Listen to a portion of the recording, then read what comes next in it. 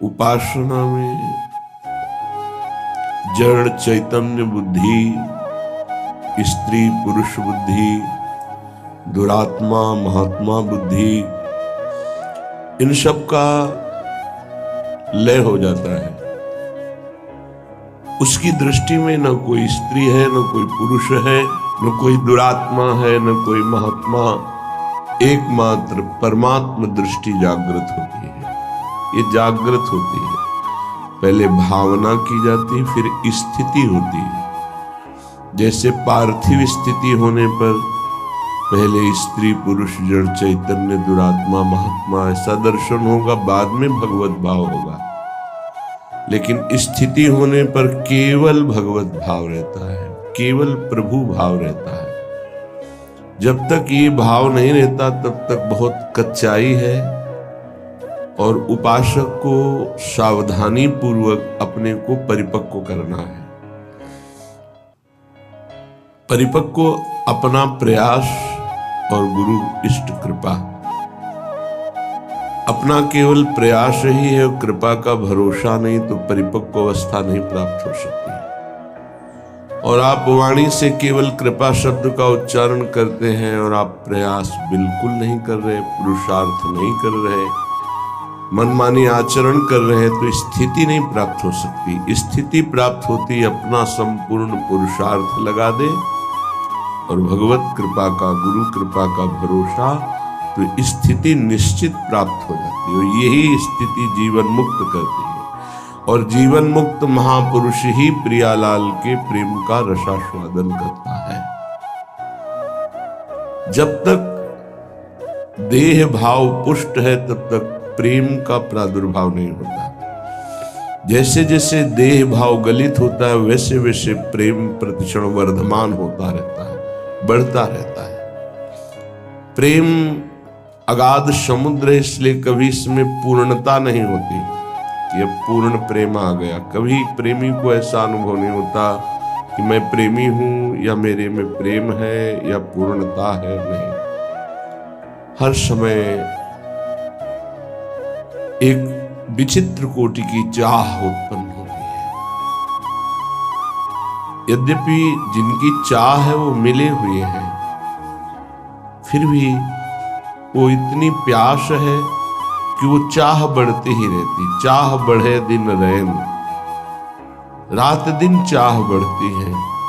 यद्यपि तन मन के बिछुरे नहीं, न शरीर से दूर है न मन से दूर है, पर चाह बढ़े दिन रैन। कबहु संजोग न मानहि, देखें भरी भरी नैन। हर समय नेत्र भर के रूप रस का पान करते हैं, पर ऐसा लगता है मानो कभी देखा ही नहीं।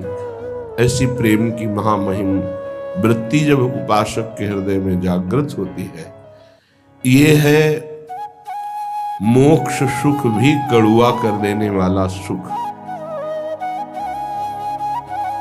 मानो देह में जो मृत्यु लोक का सुख है तो बड़ा घृणित सुख है। इससे उच्च कोटि का सुख देवलोक में है। देवलोक से भी तपलोक, महरलोक, जनलोक, फिर सबसे ज्यादा महान सुख ब्रह्मलोक में है। लेकिन ये जितने सुख है सब मायाकृत है। जो दास को सुख मिलता है वो ब्रह्मा जी को भी सुख ब्रह्म पद में नहीं मिला, भगवत दासत्व। फिर जो सखाओं को सुख मिला उसकी तो महिमा ही क्या। जो वात्सल्य भाव से प्रभु को दुलार करते हैं उनके हृदय को क्या कहना। जो कांता भाव से प्रभु से प्यार करते हैं उनको कौन उपमा दे किसी से, क्योंकि वो अद्वितीय हैं। जो कांत श्री कृष्ण को मानकर आठों पहर उनमें चित्त को श्रृंगार भाव से जोड़ते हैं।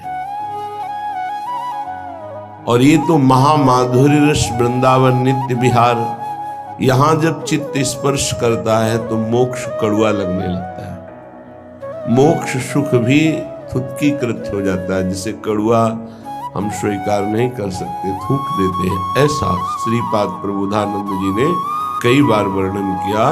तो महाप्रभु हरिवंश चंद्र जो भी कहते हैं विभेम कैवल्यता, ये तो भयावह है मोक्ष पद, भय लगता है इससे। श्री रूप जी ने कहा कि तो पिशाचिनी है, जब तक ये भुक्ति मुक्ति पिशाचिनी लगी रहेगी तब तक प्रेम नहीं प्रकट होता है। भोगों को भोगने की इच्छा रूपी पिशाचिनी या मुक्त हो जाने की पिशाचिनी। ऐसा महापुरुषों ने जब प्रिया प्रीतम के प्रेम रंग रस का रसास्वादन किया तो मोक्ष मुक्ति पिशाचिनी लगने लगी, भयावह लगने लगी, कड़वी लगने लगी, थुतकी कृत्य हो गई। फिर और कौन सा सुख बचा? सर्वश्रेष्ठ महासुख आत्म सुख जीवन मुक्त महापुरुषों को प्राप्त होता है। लेकिन प्रेम सुख के आगे ये सब सुख फीके हो जाते हैं। इन्हीं बिलोकत अति अनुरागा, बरबस ब्रह्म सुख ही मन त्यागा। ब्रह्म सुख का भी त्याग करके मन प्रभु की रूप रसासों का रूप का आनंद प्राप्त करने के लिए विकल हो गया। जनक जी महाराज का और ज्ञानियों की और ब्रह्मबोध संपन्न महापुरुषों की तो अलग वृत्ति रही। ये तो बड़े बड़े ज्ञानियों के गुरु हैं। इसलिए श्रीपाद कह रहे कि तिक्ति भूता विमुक्तिर विषम निरय वदभाति सर्वेन्द्रियार्थाः। सर्वे भोगा भवन्ति प्रबल गरल वन्युद्भट ज्वालकल्पाः।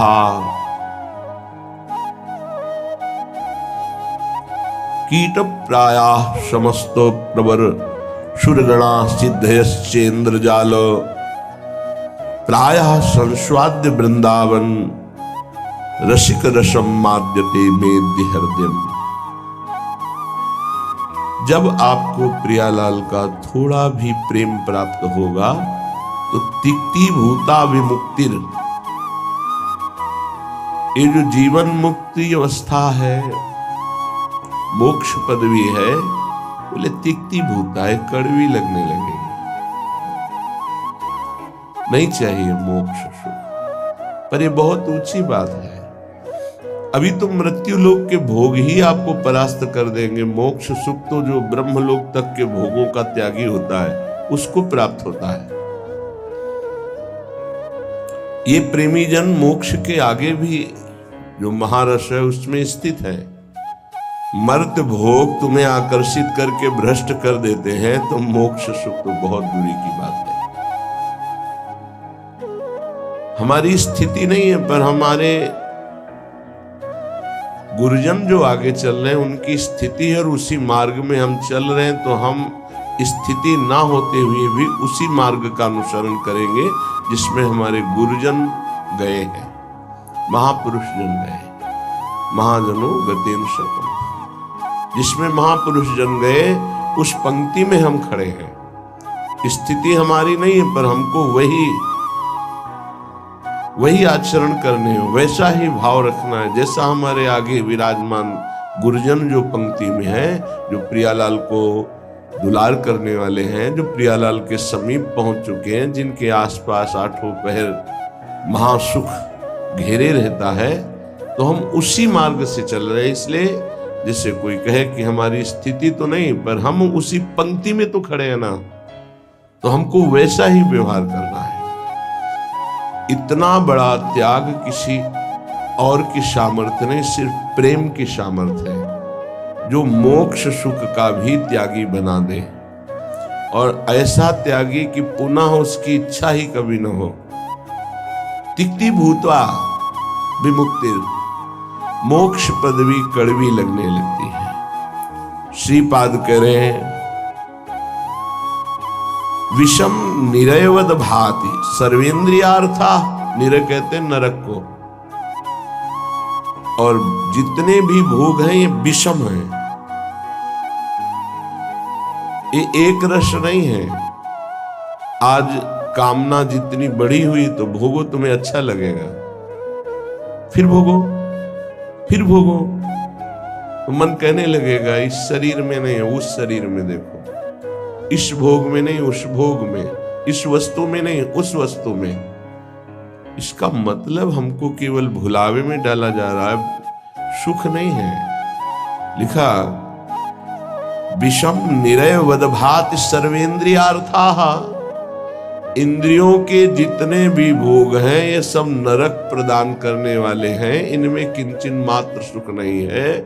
श्री कृष्णचंद्र जी ने गीता जी में कहा दुख योनयः, अर्थात केवल ये दुख प्रकट करते हैं। पक्की बात है, सच्ची बात है। अज्ञान के कारण आपको ऐसा लगता है कि इंद्रियों के भोग भोग कर मैं सुखी हो रहा हूं, लेकिन सत्य विषय यह है कि जब उनको भोगो तो अंदर से आता है कि जो मैं चिंतन में सुख प्राप्त कर रहा था वो तो है ही नहीं।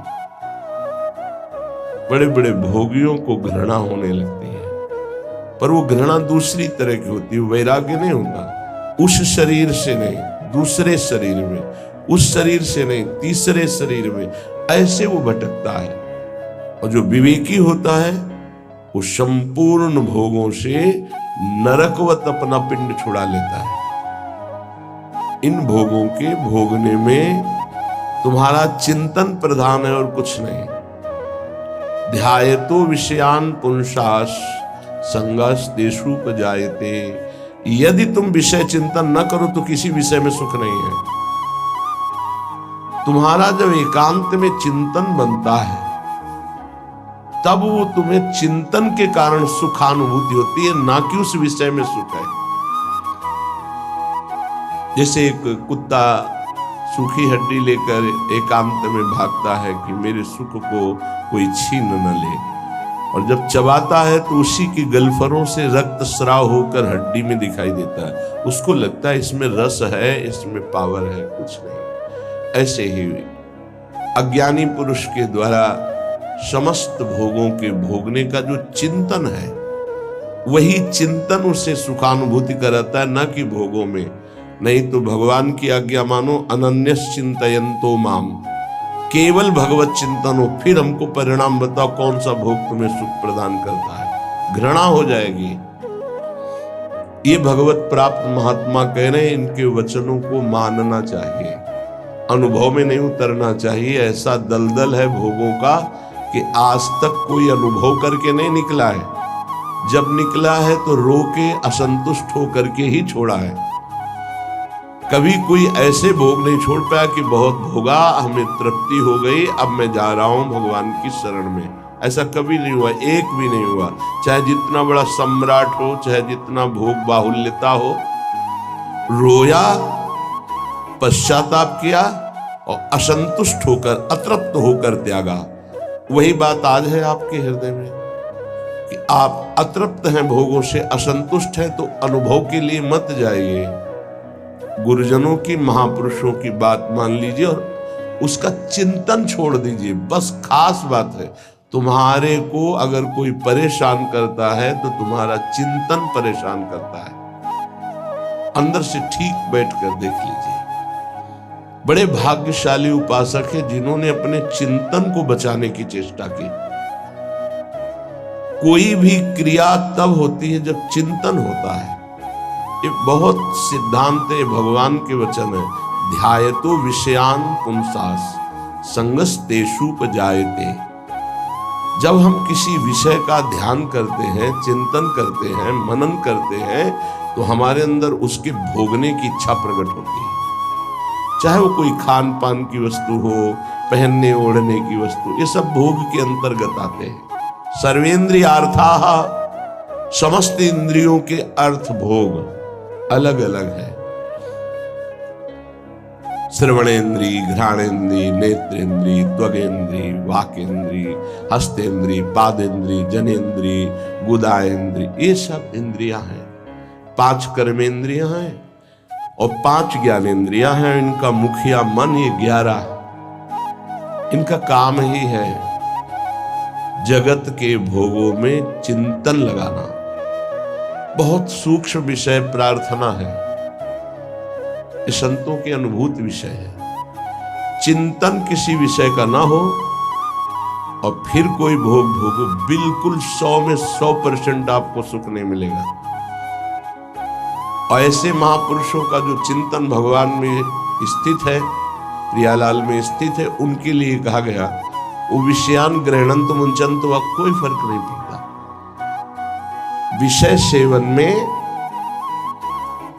पाप कृत्य में, पुण्य कृत्य में अंतर से देखा जाता है कि उसको बराबर 5 व्यक्ति बराबर वही क्रिया कर रहे हैं, चाहे वो पाप की हो या पुण्य की हो, लेकिन पांचों का फल अलग अलग हो सकता है।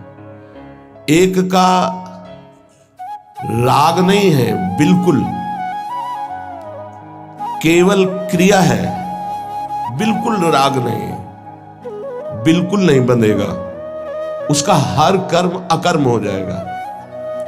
एक है बहुत कम राग है, उसको बहुत कम फंसाओ उसको होगा। एक है संपूर्ण राग चित्त में है, उसको पूरी आसक्ति उसकी दुर्गति करा देगी। अंतर से तुम कितना चिंतन करके उस भोग को स्वीकार किए हो, बस खास बात है। इसीलिए भगवत प्राप्ति के मार्ग में चाहे जो विषय हो, यदि वो बहुत प्रिय लग रहा है और उसका हमारा चिंतन बना है, तो उसे हमें सेवन नहीं करना चाहिए, चाहे वो कितना सतोगुणी भोग क्यों न हो, क्योंकि हमारा चिंतन बना है। और अगर हम भोगेंगे तो चिंतन पुष्ट हो जाएगा, और बार बार चिंतन होगा तो हमारे चिंतन में विघ्न पड़ेगा। इसलिए जिस वस्तु का चिंतन हो कि आज तो अमुक चीज खानी है, अमुक चीज देखनी है, अमुक चीज भोगनी है, उसका बहुत सरलता पूर्वक यदि माया ने सानिध्य दे दिया तो भी ना भोगा जाए। ये बहुत अंदर से अध्यात्म पुष्टि की बात है, इसे समझ लो। श्रीपाद कह रहे विषम, पहली बात यह है कि तुम हर्षित होकर जे ही भोग में जाओगे तो परिणामता तुम्हें शोक मिलेगा, क्योंकि द्वंद्व है, ये विषम है। हरिवंश महाप्रभु इसी संसार पर विजय प्राप्त करने के लिए प्रेम की बात कही है।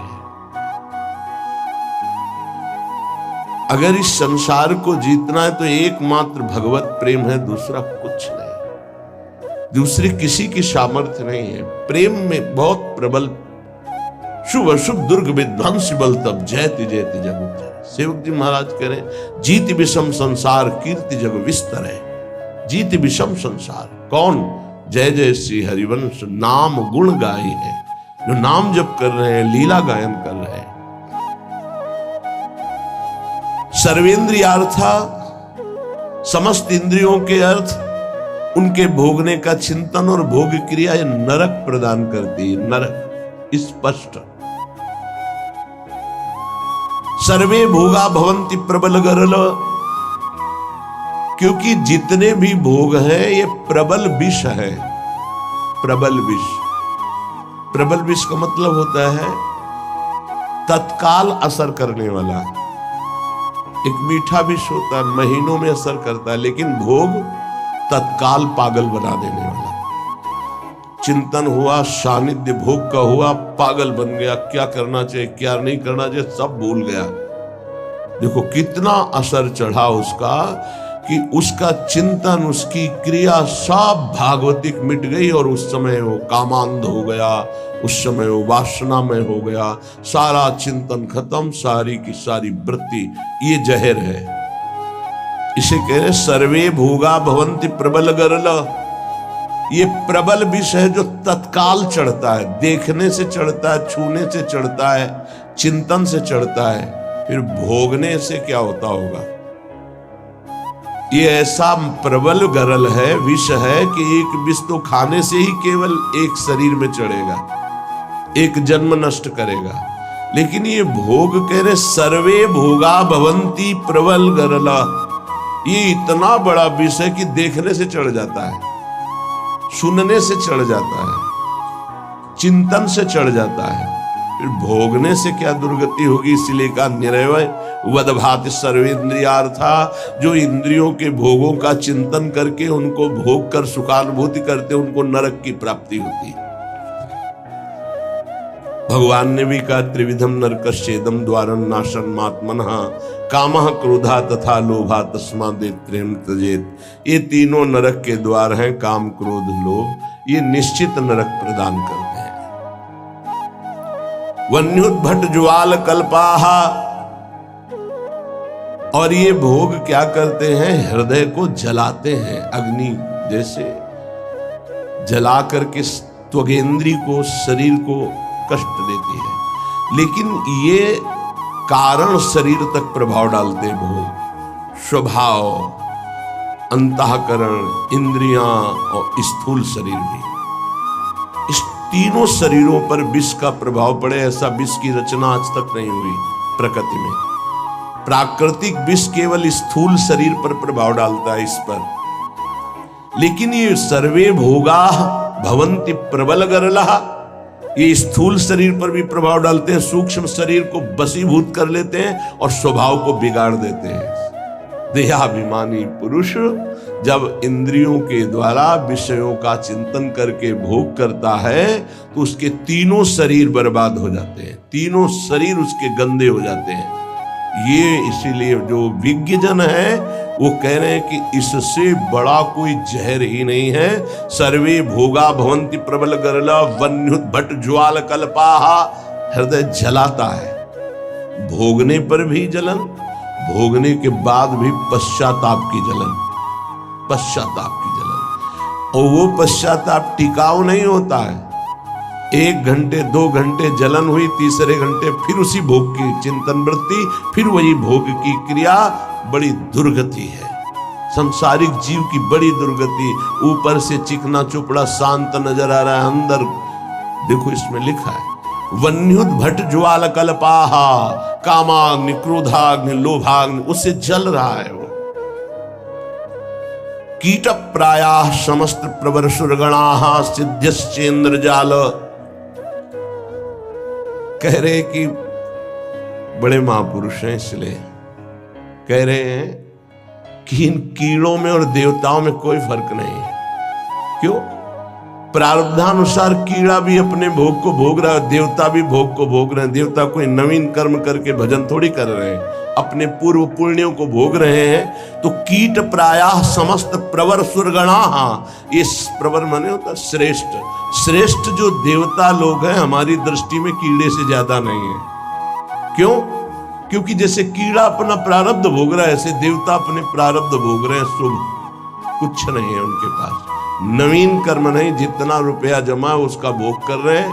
जैसे बढ़िया होटल है, हर व्यवस्था है, आपका पेमेंट है तो आप भोगिए, हर भोग। जिस दिन पेमेंट खत्म हुआ धक्का मार के बाहर कर दिए जाओगे, ऐसे ही स्वर्ग से धक्का मार के गिरा दिया जाता है। उसके गले में एक माला पड़ी होती है, वो माला नित्य नवीन सुगंधित रहती है जब तक उसको स्वर्ग में रहना है। और जहां माला कुम्हलाई तो पता चला कि पुण्य नष्ट हो गया, अब उसको भारी वियोग, उसका विमान छिन जाएगा, उसका महल छिन जाएगा, उसको अप्सरा जो मिली थी वो सब भोग सामग्री एक क्षण में हटा के, देव शरीर से हटा के भ्रष्ट कर दिया गया। फिर मृत्यु लोक में क्या बनेगा कि कीड़ा पतंगा क्या बनेगा वो भगवान जाने। इसीलिए कह रहे मेरी दृष्टि में कीड़े से और देवता से समानता जब करते हैं तो बराबर नजर आता है। वो अपने प्रारब्ध का भोग भोग रहा है, अपने प्रारब्ध का। बोले मनुष्य का उदाहरण क्यों? मनुष्य श्रेष्ठ है देवताओं से। क्यों? क्योंकि वो राधा राधा कृष्ण कृष्ण जप करके वो भगवत प्राप्ति कर सकता है, देवता नहीं कर सकते। कीट प्रायाः समस्त प्रवर सुरगणाः सिद्ध्यश्चेन्द्र जाल। अब कह रहे ये जो अष्ट सिद्धियां और भी 28 सिद्धियां और भी अन्य छोटी सिद्धियां, बोले ये इंद्रजाल है, कोई भगवदानंद नहीं है। इंद्रजाल माने होता है जो है नहीं पर दिखाया जा रहा है, माया का, जादू का एक नया तमाशा। सिद्धियां क्या है? माया का एक नया तमाशा। अगर उनको और क्या तमाशा, यही है अभी यहां है और इसी समय कहीं और है। जब दोनों अरे बड़े तो सिद्ध पुरुष है, अभी तो यहाँ हमारे सामने, तो बोले ठीक इसी समय हमारे पास भी थे, बोले बड़े सिद्ध पुरुष हैं। ये क्या है? कोई खास बात थोड़ी है। अष्ट सिद्धियां सिद्ध्यश्चेन्द्र जाल, ये इंद्रजाल माया जादू का तमाशा है। यह है प्रेम की प्राप्ति के लिए जो हमें विकलता चाहिए, वो यहां कहीं नहीं टिकना। प्रायः संस्वाद्य वृंदावन रसिक रसम माद्यते मेद्य हृदयम। जिनको वृंदावन प्रेम रस की प्राप्ति की चाह है, वो इतने में किसी में भी न टिके, किसी को भी स्वीकार न करे, नहीं प्रेम रस नहीं मिलेगा। इसीलिए आप देखें हमारे वृंदावन ब्रज धाम या कहीं भी जो भगवत प्रेमी सिद्ध महापुरुष है, आपको कोई जादू तमाशा कोई ऐसी बात नहीं मिलेगी। सीधे सरल स्वभाव, नमन कुटिलाई। तो यहाँ की सिद्धि क्या है, यहाँ के सिद्धों को क्या प्राप्त होता है? रुदु सुस्वरम राजन कृष्ण दर्शन लाल। पर रोना यहाँ की सिद्धि है।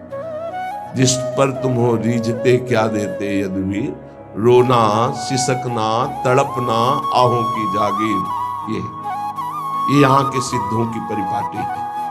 एकांत में बैठे हुए चिल्ला चिल्ला के रो रहे प्रभु जी, हा कृष्ण, हा कमल लोचन, हा प्रियाजू, हा स्वामी। ये यहाँ की सिद्धि है। तो ये किसको मिलती है? बोले जो मोक्ष को कड़ुआ मान करके, जो समस्त इंद्रियों के भोगों को नरक मान करके, जो समस्त भोगों को महाविष जान करके, क्योंकि ये जलाने वाले हैं, और समस्त देवताओं को भी कीड़े से भी ज्यादा भाव न रखना। कीड़ा अपना प्रारब्ध भोग रहा है, वो अपना प्रारब्ध भोग रहा है। और इंद्रियां हैं तो जादू का तमाशा। गोस्वामी तुलसीदास जी ने भी लिखा है, रिद्धि सिद्धि पेरे बहु भाई, बुद्धि लोभ दिखावे आई, होए बुद्धि जो परम सयानी, तिन तन चितैना नहित जानी। ये हमारा अमंगल कर देंगी, भगवत प्राप्ति नहीं होने देगी। इसलिए भगवत प्रेमी महात्मा कभी किसी सिद्धि को स्वीकार नहीं करता। इसीलिए बहुत सरल होते। अब फिर उनमें कोई चमत्कार नहीं दिखाई देता। क्या चमत्कार? बाहरी, क्योंकि वो इंद्रजाल स्वीकार नहीं किए।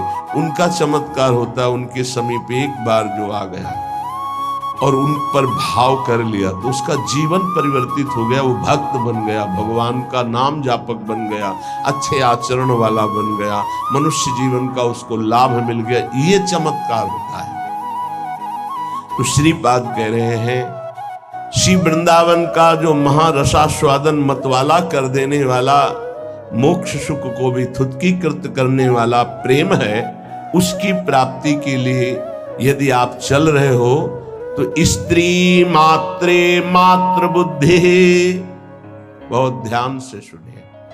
गृहस्थ हैं तो जिनके साथ पाणी ग्रहण संस्कार किया है, उनके अलावा आपका किसी के प्रति भी काम भाव वाली वृत्ति का संबंध नहीं होना चाहिए। नहीं, बड़ी दुर्गति होती है। चाहे वो स्त्री शरीर हो चाहे पुरुष शरीर हो, यदि अपनी मर्यादा से अलग, ये देखो धर्म शास्त्र हैं, इनका एक कानून है।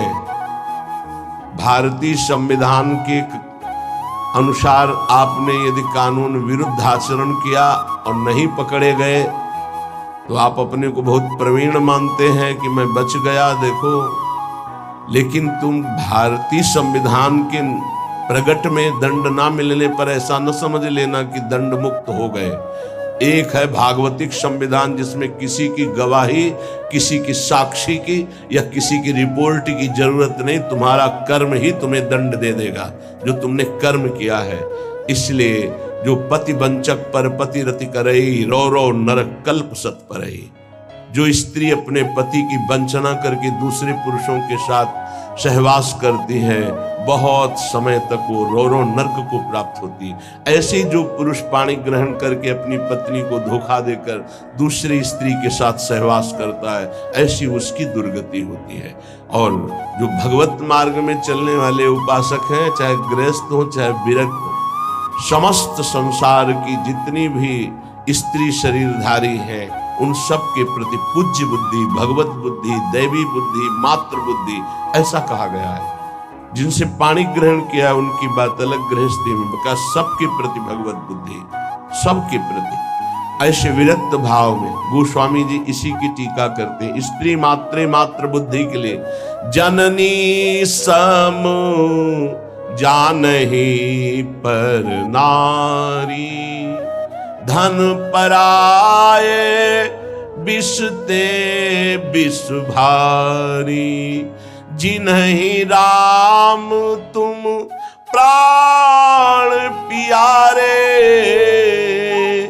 तिनके मन शुभ सदन तुम्हारे। जो आपको प्राणों से भी अधिक प्यार करते हैं, उनका मन आपका निरंतर निवास स्थान है। हे रघुनाथ जी, वाल्मीकि, जो सदैव माताओं बहनों की तरफ दृष्टि केवल पूज्य बुद्धि से जाती है। ये जननी है, हम इन्हीं से पैदा हुए हैं। इन्हीं माताओं के गर्भ में बड़े बड़े महात्मा, बड़े बड़े राष्ट्र भक्त प्रकट हुए। ये दैवी शक्ति है। इनका जो अपमान करता है, निरादर करता है, नष्ट हो जाता है। बड़े बड़े अपराध रावण ने किए लेकिन नष्ट नहीं हुआ। लेकिन जब दैवी शक्ति का अपमान किया तो भस्म हो गई सोने की लंका और रहा न को कुल रोवनिहारा। बड़ी उद्दंडता करता था दुर्योधन, लेकिन बड़े बड़े महात्माओं की कृपा बनी रही उसके ऊपर। पर जो उसने देवी का अपमान किया, सभा में निर्वस्त्र करने का आदेश, उसी समय सारे सुकृत नष्ट हो गए। हर महात्मा की कृपा हट गई और नष्ट, पूरा कुल का कुल नष्ट हो गया। जिनके घरों में माताओं बहनों को सताया जाता है, कष्ट दिया जाता है, वो कभी श्री संपन्न घर नहीं हो सकते। और जो माताएं बहनें धर्म भ्रष्ट आचरण करती हैं, वो कभी सुखी नहीं रह सकती, दुर्गति को प्राप्त होगी। ये धर्म है, ये हमारा देश धर्म प्रधान देश है। बहुत महिमा इस भारत देश की गाई गई है, क्योंकि इसमें धर्म प्रधान क्षेत्र, अलग अलग भगवान ने क्षेत्र, जैसे स्वर्ग है वो भोग भूमि है, नरक है वो पाप भोग भूमि है, मृत्युलोक है, मृत्युलोक में भारत भूमि भगवत प्राप्ति का परम धर्म स्थल है। जैसे गंगा यमुना सरस्वती का समागम तीर्थराज प्रयाग एक स्थान है अपना, उसका महत्व है। ऐसे पूरे विश्व में भारत का महत्व है। यहां भगवत प्राप्ति रूपी महान धर्म की स्थापना भगवान ने की है। ये वो भूमि है। इस भूमि में वास करने वाले के ऊपर भागवतिक शासन है, धर्म शास्त्र का।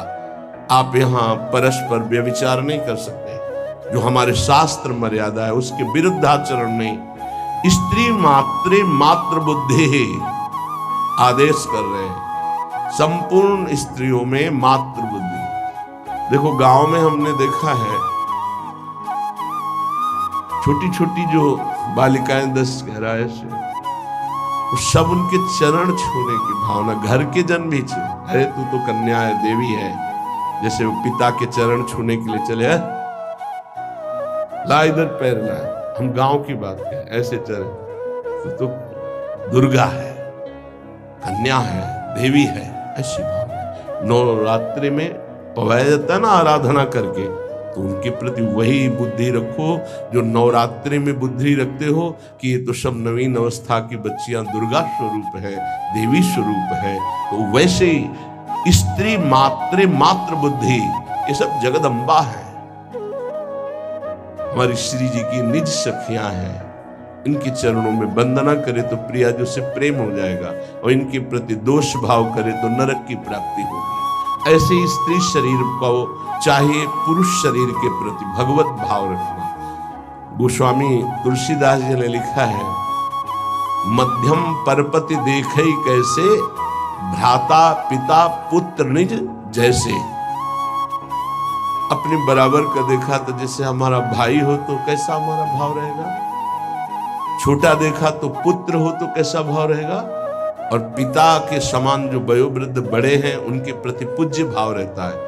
तो माता बहनें कैसे पुरुष को देखती हैं, भ्राता पिता पुत्र निज जैसे। और पुरुष कैसे देखते, बोले जननी समझाने पर नारी। जो बड़ी माता बहनें वो साक्षात माँ है, जो छोटी हो साक्षात दुर्गा है, नवीन कन्या रूप, उनके चरण स्पर्श करे। जहां पाणी ग्रहण है वहां अर्धांगिनी भाव। स्त्री मात्रे मात्र बुद्धि, समस्त चराचर जगत की ये प्रेम प्राप्ति के लिए आदेश दे रहे श्रीपाद। स्थिर चर निखिल प्राणी प्राणीश उपास्य बुद्धि, चाहे जड़ हो चाहे चैतन्य हो, उसमें गौर से देखो। राधा वल्लभ लाल जी की भावना करते हुए, तो राधा वल्लभ लाल जी दिखा देंगे, कह रहे स्थिर चर निखिल प्राण उपास्य बुद्धि। ये क्रूरापि पापिनो न च सताम संभाष्य दृश्याश्च ये सर्वान वस्तुतया निरीक्ष परम स्वाराध्य बुद्धिर्मम। मेरे आराध्य देव चर चर में विराजमान है। बाह्या से सार्थ लाभेष्वपि, कह रहे कि सांसारिक जितने भी लाभ हैं ये सब धोखे के हैं।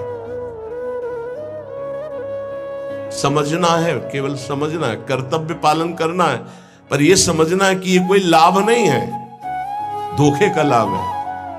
1 अरब रुपया बैंक में जमा है आपके पास, बढ़िया मकान बना है, पूरे जीवन भर मेहनत की, खूब छल कपट जैसे भी बना, सब व्यवस्था कर ली, अब मरने का समय आ रहा है। अब वो कब आएगा है तो पता नहीं, किसी का कभी भी आ सकता है, जवानी में आ सकता है, बुढ़ापे में आ सकता है, बाल्यावस्था में। यहां जो कह रहे हैं कि बाह्या से सार्थ लाभेष्वपि, जितने भी सांसारिक लाभ है वो सब बेकार हैं, बाह्य हैं। कैसे बेकार हैं? हमारे तो इतने बैंक में जमा है, इतने मित्र हैं, इतनी फैक्ट्री, ये ठीक है। फाइनल में आओ, अब आपका शरीर छूटने वाला है, अब आपके पास क्या जाएगा? हुआ ना सब बेकार। तो क्या करें? ना कुछ करें? नहीं, अपने कर्तव्य का पालन करो धर्म पूर्वक। धर्म पूर्वक किया हुआ कर्तव्य तुम्हारी रक्षा करेगा, तुमसे पापाचरण नहीं होने पाएंगे, तुम्हें बचा लेगा, और नाम जप करोगे ये धन तुम्हारे साथ जाएगा।